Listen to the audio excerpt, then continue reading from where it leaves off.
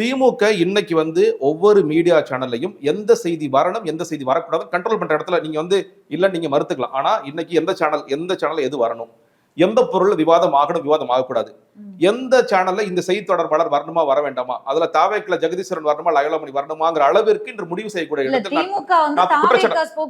ஆமா ஆமா ஆமா நீங்க சொல்றேன் நீங்க மறுத்துக்கங்க. நீங்க இதுதான் இன்னைக்கு திமுக எந்த செய்தி பேசப்படணும் எந்த செய்தி பேசப்படக்கூடாது எந்த ஸ்போக் பர்சன் போலாம்னு முடிவு பண்ணலாம். அதே எப்படி தாவேக்கால இருந்து நீங்க அத சொல்றீங்க. நீங்க செய்தி நான் சொல்றேங்க.